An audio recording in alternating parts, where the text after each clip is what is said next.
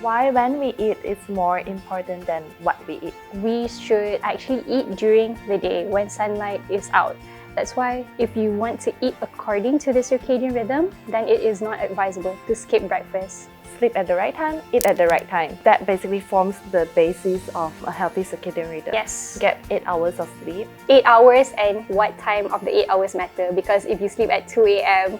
and count 8 hours after that, it doesn't work. It doesn't work. Everyone has their own circumstances, everyone has their own responsibilities, so it's good for us to know what is our priority so that we invest our energy and time at the right place. Essentially, of course, we want it to be balanced from the start, but that's not how our life looks like. Our priorities will differ, and there is a different season for every part of our life. So yeah, we just need to know when to prioritize what. Hi, this is your friend Bella and your host for Priority Insider. Here, we will explore the world of holistic wellness, and we will explore the latest trends, expert insights, and inspiring stories that will help you to lead a happier and healthier life. If you are suffering from insomnia, mood disorder, or struggling to maintain your weight, as well as sometimes you might feel fatigue, then this episode is made for you. Today, we are going to explore the missing link for our modern illnesses. Joining us on this episode is Dr. Erdina. She is a functional medicine doctor, and she also has a background in family medicine. She's now training under the Institute of Functional Medicine, USA. Let's jump right in and let her guide us on our topic, how circadian rhythm can help to improve our life. Hi, Dr. Erdina. It's nice to have you here. Hi, Bella. It's good to be here today too. So I want to start with why functional medicine instead of going into traditional medical route? Okay, so there is a little bit of a difference between conventional medicine practice and functional medicine. It is quite a personal journey for me as well, because as I studied medicine, I had this innate belief that all the systems are interconnected. But in practice, sometimes that we see some separation of powers as well. And there are also times when patients would come to me with certain questions where I couldn't answer, like, I'm not sick enough to be at the hospital, but I do need help with this. Like, I feel fatigued, and is there any medication that you can give me for this? Unfortunately, no. So it was a journey of discovery. I started asking questions, and that's how I found functional medicine. And that's how I decided to explore more and help more people with those unexplainable conditions. Yeah, especially for our modern days now, like it's very relatable to me as well. Sometimes I just feel something's wrong, but it's not to the extent that I have to go to the hospital for like a checkup or is unexplainable. Let's talk about our biological clock. So most of us know that there's this thing called biological clock, but not all people know what is circadian rhythm. Can you please explain a little bit about circadian rhythm? What is it? Okay, sure. So circadian rhythm is our body's own innate 24-hour system. It operates on a 24-hour clock. So just like how nature has designed for the changing of seasons every couple of months and women having their menstrual cycles every month, we operate on a 24-hour basis. It is very sensitive to our light environment and also dark cycles. So that is how I would say circadian rhythm is in a nutshell. Okay. So when our circadian rhythm is affected, how would it affect us? Okay, so for the circadian rhythm disruption, it means that essentially there is a communication breakdown between our environment, our central clock, which is inside our brain, and also the peripheral clocks, which reside in our cells and organs and tissues. You know, things like our thyroid, our gut, our liver. So all of them have their own working hours, so to speak. So it would affect us on multiple levels, especially when it comes to our mood, our performance, poor sleep. And research has also shown that it can actually affect us metabolically. So it can affect us when it comes to diabetes, the development of obesity, high blood pressure, and also gut health. In Chinese medicine practices, they also believe that each organ has its own clock, and basically you need to respect that timing because that is the rule that has been set by our body and by our creator. So essentially, we need to maintain that and live in accordance to our environment and our internal body clock or biological clock, as you would say. Oh, I see. One of the concerns that most people have these days are gut issues. So how can you relate it to circadian rhythm, for instance? So there are a lot of ways, but commonly people nowadays have this condition called leaky gut. Have you heard about that? Yeah. Yeah, so leaky gut stems from a difference in microbiome, and also there is damage in our intestinal cells. So some people might not know that our gut actually is home to a lot of population of bacteria. So we have the good bacteria and also the bad bacteria. It is affected by light. So UV signals actually affect the population of the bacteria. So when we have circadian disruption, that can also affect the population of the gut microbiome inside us. So probably there will be more bad bacteria than the good bacteria. And another way it might affect the regeneration or the repair of the gut is because during sleep is when our body tries to repair itself. In leaky gut, the intestinal cells are damaged. So if we don't have good sleep, that also affects the regenerative capabilities of those intestinal cells and causing more problems down the road. How does circadian rhythm affects us in terms of our gut health? Like, how does it lead to leaky gut? Okay, so because one of the things that can contribute to leaky gut is the altered gut microbiome. So we have the populations of bacteria that I mentioned just now. When everything in our body is responsive to the light. So let's say if the light environment is wrong, we are not getting the right signals, then our microbiome or the bacteria in our gut also is not right. The population is not balanced. And then that will propagate more occurrence of leaky gut. Since we are talking about gut, why when we eat is more important than what we eat? Okay, I have this belief that you shouldn't only take care of your food diet, but you also should take care of your light diet. And I truly mean light from the environment, light that also includes the harmful artificial light at night, and why we should limit it. This is actually important because the light in our environment will affect the hormones that are produced in our body. So like I said, we have the peripheral clocks and they work at certain times. So as for the gut and the gastrointestinal system, it is supposed to be working during the day when sunlight is out. And there are certain hormones like leptin, which is the hormone that tells your brain that you no longer want to eat, that you're full. And also ghrelin, the hormone that makes you feel hungry and makes you want to eat more.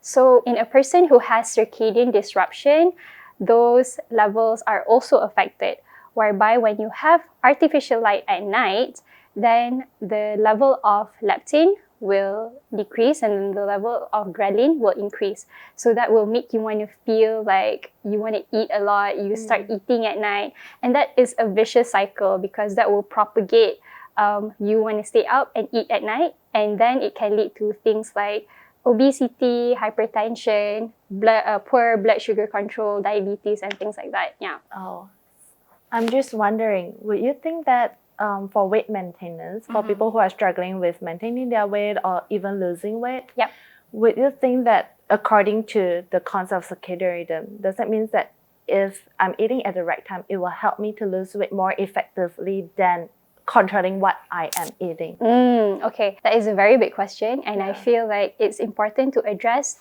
the timing of what we eat because too many people focus on the types of food that we eat. Of course, as a basis, we do need to eat healthy. That is a given. But if you want to take it out further, then you should definitely look into the timing of eating.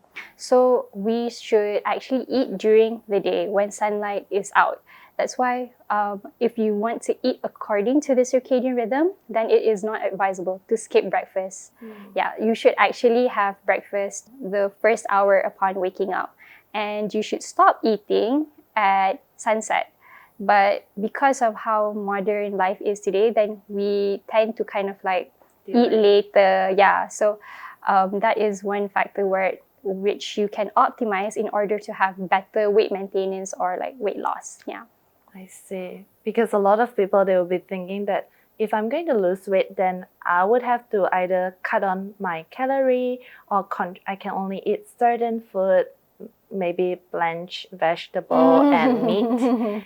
So I was thinking, can I actually allow myself a little bit more freedom and just eat at the right time? Maybe it would help me to speed up my weight loss or eat my weight maintenance journey. For sure. That is a method that is more sustainable, I believe. Eating at the right time versus just simply calorie counting or like cutting out carbs. We do use those methods when we target certain patients, but generally, you also want to look at whether you're getting good sleep or not, because sleep is actually very important for weight loss. That's one of the questions that I ask my patients in clinic. If they're struggling with weight loss, the first thing I would ask is, are you sleeping well? Because if they are having disrupted sleep, that means their cortisol and melatonin curve is actually flipped, and that can actually cause them to get to have more difficult weight loss. Yeah. And then coming back to weight maintenance, sometimes I do intermittent fasting. So I actually wait until 12 p.m. to start my first meal of the day, and I end it at maybe about 8 p.m. Yep. Is that the same thing as time restricted eating? As in what you mentioned earlier about circadian rhythm, you eat at the right time, and then you eat maybe an hour after you wake up. But it's still there's a gap in between the time that we are eating and not eating. So is there a differences between intermittent fasting, which is quite common nowadays, as well as time restricted eating? Yeah. So the type of intermittent fasting that I advocate for is called early time restricted feeding. So what it means is that you eat during the first part of the day rather than pushing it later during the day, because you want to catch the window where sunlight is available, and you want to eat in accordance to your body clock. Because we know that actually eating at night is not good. It's going to spike your sugar level, it's going to bring your insulin up, and it will cause sugar and also weight problems in the long run. So studies have also shown that people who eat in the earlier part of the morning, doing the ETRF method, they actually found that you have better weight control, better sugar control, and also there is a reduction in all these chronic diseases or the modern diseases, as you mentioned. Because I was thinking, can I just do time restricted eating, because somehow it is pretty similar in terms of the time period that we are consuming food and not consuming food. You see, if you are eating around 9 to 6, it's about 9 hours. Yes. So if you are doing intermittent fasting, it's also almost the same. 16-8. Yeah, it's just I'm just eating it at the earlier time. Yes, exactly. Which is supposed to be healthier, I would say. Yep. It's definitely better. I would advise most of my patients that is the first thing that we try to correct. What is the relationship between the timing that we eat and the effect on our metabolic health based on medical findings? Okay, so research has shown that if you are eating late at night, then it will cause more risk to develop diabetes, obesity, and hypertension, all those metabolic illnesses basically. So a really big study in the US of about 40,000 nurses, if I'm not mistaken, they followed them up for 24 years. So these nurses are night shift nurses. So that means they work during the night, which is they're not supposed to. We are supposed to sleep, right? So they followed them up for 24 years, and they found that there is an increased incidence of those nurses actually having the chronic illnesses. Diabetic? Yes. So they have 11 illnesses, but diabetes is one of them, obesity, hypertension. Working as a night shift worker, whether you are working in the hospital or the factory, also puts you at real danger of developing these diseases. So if you are experiencing any of those and it's affecting your health negatively, then it's definitely time to kind of reflect and see how you can change that. It's either you change jobs or look for other opportunities. It just strikes me that there are a lot of news saying that some people, they just pass on without knowing what is happening. Sometimes they might be sleeping and then they just pass away, and then but a lot of them they are night shift worker, but these are unexplainable. I guess it needs to for like a case-to-case basis. But I think another worrying occurrence that I have seen is that people dying when they are exercising at night. Yeah. Or even like, especially at night. So, it does worry me when my clients tell me, oh, they play badminton, they play futsal at night, and it's like really late night, like about 11, 12. And that actually is circadian rhythm disruption, because when you exercise, when you're doing high intensity workouts, it is spiking your cortisol at night, which is not supposed to happen. So it's no surprise, I would say, if somehow somebody was found to have if their heart suddenly stopped or something, because that's not the optimum time for you to be doing those exercises. Yeah. Because now I'm thinking, when you talk about modern illnesses, because our ancestors, they don't have as much issues like we have today. They don't have issues like insomnia, high blood pressure, diabetes, or even like, I'll say mood disorder. Yeah. So I'm just wondering, is it the way that our world is being built today has made us somehow have all these issues coming along because our circadian rhythm is being affected? Can you share with us a little bit about your personal experience and your view on how our world is built today is affecting how our circadian rhythm is supposed to be working? So that's actually a very good observation, Bella, because a lot of people don't realize it, but it's true. The things you mentioned, insomnia, mood disorders, are really something that we call as modern diseases. They didn't really see this back then. So how our ancestors lived is that before the invention of the light bulb, we all just used either oil lamps or candles, and that is a natural source of light. Research has also shown that back then, our ancestors used to sleep about 3 to 4 hours after sunset. So it wouldn't be until 1 a.m., 2 a.m. like some people do now. So I guess in our modern life, we can't really escape technology. So screen time is definitely a big hindrance, because when we are looking at our screens, be it our phones or computers or TVs, we are exposed to artificial blue light from those LED screens. And that sends a signal to our brain during nighttime, right? Especially if we're winding down after work or whatever. So our brain doesn't really know what time it is anymore, because it thinks that it is still bright outside. Apart from screens, it's also the lighting, our environmental lighting. So the LED lighting also has blue light, and that will further cause disruption of the circadian rhythm when it sends a signal to our brain.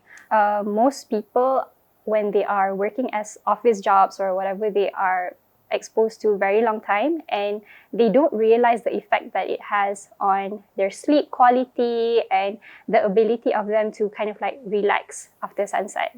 So that is one of the ways. And blue light at night actually spikes up your cortisol level. So cortisol is the hormone that is supposed to be released during the day. When we first wake up in the morning, it's when it's supposed to be the highest. And as we go about our day, the level slowly fades off. And this is because you want to give rise to melatonin, which is our sleep hormone. So melatonin can only rise if it is dark outside. And another important thing to note about melatonin is that it is made during the day. That means you need a trigger, and that trigger is natural sunlight. So how many of us who work in offices, who commute like in early hours of the day, actually get sufficient sunlight? Sure. Yeah. So that is where part of this circadian rhythm disruption comes in. So although melatonin is made during the day, it gets stored in our pineal gland, and only then at night it will be released. If you still have like cortisol from the blue light, you're working at night in a very bright environment, then that natural diurnal rhythm cannot come into play, and that is when all the health issues will come into play as well. I think that's why I tend to feel more relaxed and happier when I go outside and go under the sun and I have a walk and all these things. I think it's not just because of the working out that's stimulating the hormone, but it's also because of sunlight that's giving me the extra Dopamine. Yes, exactly, Yeah. dopamine, yeah. Yeah. So it does have like a natural effect, so like a natural addicting effect. It makes you feel good, but you don't really know why. Right. So blue light also actually can trigger some dopamine, but it's the bad kind of dopamine because it keeps you scrolling and scrolling until basically you fall asleep because your eyes are tired, not because you are, you're not because you're consciously wanting to sleep. Yeah. I'm just curious, does the night light on the phone is it working? Like like you can set the tone on the Oh, phone. you mean like the color of the warm? Yes, like to yes, make it warm? yes. Okay, so there are a few things when it comes to devices. Yeah. There are a few things that you can control. So, if you want less circadian rhythm disruption or less blue light entering your eye, what you can do is bring down the level of the brightness. And number two is actually turn it into a warmer orangey color. Oh. Yeah. So in the market, there are blue blocking glasses. So what it does, they are those orange or red tinted glasses that really do block blue or green light because you want better sleep. And even without those glasses or just by changing your device color and things like that, you can actually fall asleep better. Because personally, that's what I have on my phone all the time. Yeah, sometimes I do that too because I have the habit of scrolling my phone before I go to bed. And these days I tend to fall asleep with my phone on. I see. Okay, Yeah, okay. so I'm just wondering, does it actually help? Yeah, I can actually show you later how to tweak the. Yeah. That would be nice. Yeah. And then we have talked about weight maintenance, we have talked about like sleep disorder, and now I just want to touch a little bit on mood disorder. Because I think this is also something a lot of people are struggling with nowadays. Like they can feel stressed, like a bit like unhappy. And how can we explain this in terms of like circadian theory? Okay, so the amount of light that we get during the day is definitely a big factor in determining how our mood is throughout the day. I'm not sure about you, but I do feel so much better when I get my morning walk in, when I see the sunrise. And there are certain studies that have shown you can use light therapy for mood disorders. So if you see in Western countries where they have winter time and it's all gloomy, the sun isn't really out, they have this thing called seasonal affective disorder or SAD. It's just SAD. So in the market there are lamps that are created to kind of like mitigate that sadness. So they call it the SAD lamp, but they use it as a source of light. So actually being here in Malaysia, in a tropical country, we are blessed with sunlight all year round pretty much. So it's time for us to like harness that power and use it to mitigate our mood and things like that. So that's why we can't be indoors and looking at our screens all the time. We really do need to go outside, reconnect with nature, grounding and all of that to reconnect and kind of like reset our circadian clock again. I think that kind of explains why we have jet lag issues. Yes. Right. So jet lag is another big part about circadian rhythm and circadian biology because when we travel to one place or another that's like really far and you travel across time zones, it actually is also another communication breakdown to our brain because they're confused what time it is. And there is like a lag time of like probably 2 or 3 days, depending on the individual, in order for the bodily processes to work as efficiently. Okay, so I just recently came back from Sabah and I realized that the sunrise is about at 6 a.m. and then the sunset is much earlier than what we have here in West Malaysia. So I'm just wondering, so would that also affect the time that I should be eating when I'm in Sabah as well as when I'm in KL? Exactly. So 6 a.m. in Sabah and 6 a.m. in KL is very different when you look at the sky, right? Yeah. So that actually should determine when we eat and what we eat. So if you are in Sabah, then you have to kind of like alter your day or arrange your schedule with like how Sabah time is, because actually if we look at the map, right, West Malaysia is supposed to be in another time zone, but we are following somehow Sabah time, so it might also affect our health in the long run also because we are practicing daylight savings time. And especially in Western countries where research has been a lot, they have seen studies where this has a negative impact on our life long term. Yeah. So I would say that when we are trying to adjust jet lag, for instance, I think one lesson that I actually got it from you is that I can actually adjust my jet lag using the daylight. Yes. So sometimes sure. people say that I will just sleep in so that my jet lag can be cured like as soon as possible. But I would say that the best way is to try to adjust your body clock according to like you are. Yeah, your environment. So that if I'm now like instead of if I'm feeling tired at night, probably I should just do what my body is supposed to be doing at the 9 a.m. period. It depends on what time you're feeling sleepy, I would say. Yeah, because sometimes it's a bit different when it comes to like adjusting. The adjusting period is a little bit different because it depends where you want to follow like the side you're going, or whether you're returning and trying to kind of like adjust to the time where you are originally from. Yeah. Oh, because I was thinking about adjusting my body to the place that I'm in. So currently, if I'm in London, I might have to, when I flew to London tomorrow, then I might have to adjust my body clock according to London time zone. Exactly. So prep towards it. Yes. Okay. What are some of the things that we can do to improve our circadian rhythm, and then as well as in turn we can also improve our metabolic health? I know I'm going to sound like a broken record, but number one is definitely get in the correct light signals on where you are. So if you are if it's during the day, make sure you spend time outside and get natural sunlight as much as possible. And when it's during nighttime, try to limit your exposure to artificial light at night. That includes your LED overhead lights and also your devices. We can also try to eat, exercise, and also do our deep work according to the circadian rhythm. So that means you eat during the day, don't skip breakfast, and caffeine. That is another important thing to touch, because if you're taking caffeine too late at night, then too late during the day, then that might affect your ability to sleep. Another way where I can suggest to improve your sleep or your sleep hygiene is making sure that your environment at night is dark and that you don't have devices around you to distract. So you can sleep with your phone outside or wake up with an alarm clock instead.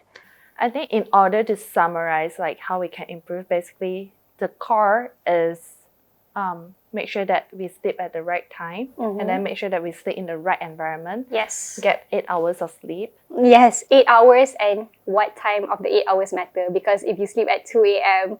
and count 8 hours after that, it's like it doesn't work. Okay. You need to sleep at around 10, 11 for it to be optimal. Yeah. And then the second thing is eat at the right time. Yes. Sleep at the right time, eat at the right time. And that basically forms the basis of a healthy circadian rhythm. Yes, exactly. So that when both of this is right, your organs will eventually function well. Yes, so it helps to detox, it helps to prevent other diseases, it helps to regulate your mood, especially hormonal changes for women. Yes. Right? For instance, because we all do know that we have to maintain a healthy lifestyle, we have to take at least 8 hours of sleep, we have to eat at the right time, but with all the demands that we have around us, sometimes it's really hard to stick to the plan.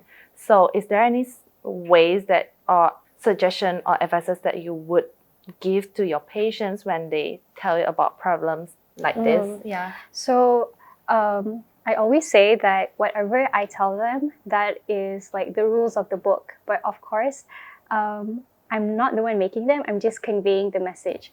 Essentially, we need to look at each person from a case-to-case basis, because each person has different struggles, different expectations in their life. So what I can say is do the best that you can. Yeah, do your best. Like, for example, there is like a single mom who is working 2 jobs and trying to feed her kids. So there's a lot of pressure there. She's already working 2 jobs. So how is it possible for her to get good sleep and at the same time eat at the right time? She's gonna just get something that is easy for her. So I think this is something that we really need to look at, and what functional medicine doesn't really have like all the answers to. So we can basically have an environment to support her and to empower her, basically so that she can make the changes so that she can improve her life. And possibly this is where if any employers or whatever are listening to this, if you are in the position of change, then possibly you can also look into that, your company health, and how is it going to affect your productivity and things like that as well, because these are real people that we are dealing with. So maybe it's not a straightforward answer so much, but I would say if you can follow already 30%, that would be like so much better than just doing nothing. Having that awareness is actually important, because then it can give you the trigger to change for the better. Yeah, I feel like a little bit of improvement a day like makes a lot of difference down the road. It does. It does. So unfortunately, you can't really change the things you want in your patient's life. I wish I could. I truly wish I could. So there are certain social determinants of health that we need to look at as well, and that doesn't just involve doctors. That involves everyone, the society, the policies that we are making, how like the company's working hours, the boundaries that we set. So that we really need to look into improving that aspect of health when it comes to our affairs as well.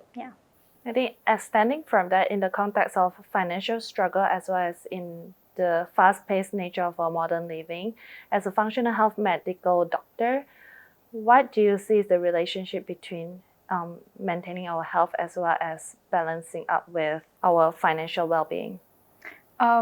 It definitely goes hand in hand. Of course, if you have more, then you have more to spend on your health and yourself, and your priorities will definitely look different from somebody who is underprivileged. So I guess this is where the empowerment, and we need to help those who are in need. So maybe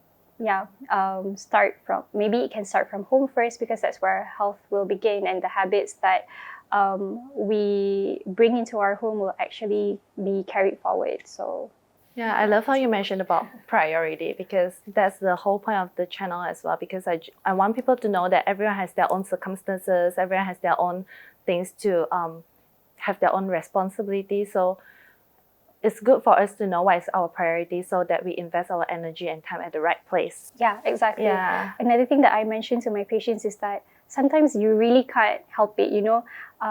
Maybe your 20s or your 30s are like the time where you want to go gung-ho, full on. You don't care about working overtime, and you know that this is going to bring you like the most benefits. So maybe later on, when you've already built all success for you, then you have more time for yourself, more time for your family, and more time for your health. So essentially, of course, we want it to be balanced from the start, but that's not how our life looks like. Our priorities will differ, and there is a different season for every part of our life. So we just need to know when to prioritize what. I always think about, like, we always mention about work-life balance. But one thing that I can suggest is that what I try to do right now is more on work-life integration. So you try to make your life suit what you are doing. So it's like designing your life. So there's not a clear line in between your work as well as your life. So it's more like a seamless fit. So you feel comfortable. So designing your life to make sure that you have the life that you want as well, right? So you make your life fits yours. It's just like make your life like a glove that fits your hands so perfectly. Okay, that's a good analogy. Before we end, is there any else, like besides lifestyle changes, we can do to improve our circadian rhythm? For instance, like taking supplements or any sort of way besides lifestyle changes? Okay. So besides lifestyle changes, we look at it from a case-to-case basis. You did mention supplements, so that is something that we can use for certain patients, but I would definitely do it on like a consultation, when I know their bloods, when I know their organ functions and how their life is, so that we can suggest the appropriate thing. So because for example, like melatonin supplement is like booming, like everybody loves melatonin, but it's not exactly suitable for everyone, and you don't hopefully you don't have to be on it long term as well. We want to make sure that we want to make sure that you have good habits so that you don't have to rely on supplements anymore. So yeah, that's the goal. Also, that's why the word supplements, because it is meant to supplement your life. Yeah, to support your life. Yeah, I mean, to certain support, points of your yeah. life, of course, you need some help, and Yeah. supplements can be useful, but not forever, hopefully. Yeah. Yeah, as cliche as it sounds, lifestyle changes is still like the core of maintaining a healthy body. Yes, for sure. Yeah, so besides just relying on like supplements or maybe like medications, I think 80% of it comes from staying healthy throughout your day, like Yeah. your lifestyle activities. Yes. Oh, another thing I forgot to mention is 2 tools that I do find useful. The blue light blockers that can help. The other thing is red light. So I do like using red light, especially in the early hours of the day when the sunrise isn't out yet. So I do use that to kind of like help me wake up. Okay. And then when the sun is out, I turn it off. And later on, during just before sleep, basically. So after sunset, having a red ambient lighting can also help to kind of like boost your melatonin production. So in order for you to fall asleep better. Yeah. So those are non-supplements, but they can also help. Or we can use external products like essential oils to Yes, help to essential promote our oils. sleep quality, Yep. or to provide us with like more energy during the day and things like this. Yes. Okay. Let me conclude our conversation and what I've learned today from you.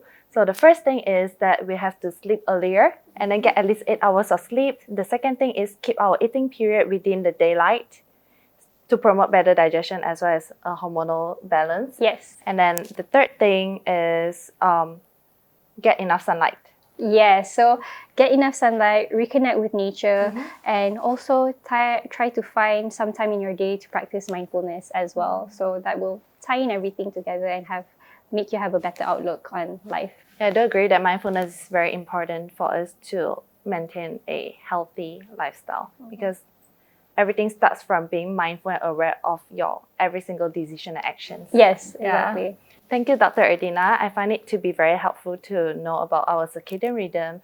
And for our friends who are listening to this or watching this, I hope you get something out of our conversation today and you have learned something new. If you like our content, please subscribe to us and follow us on IG. See you next time. Bye.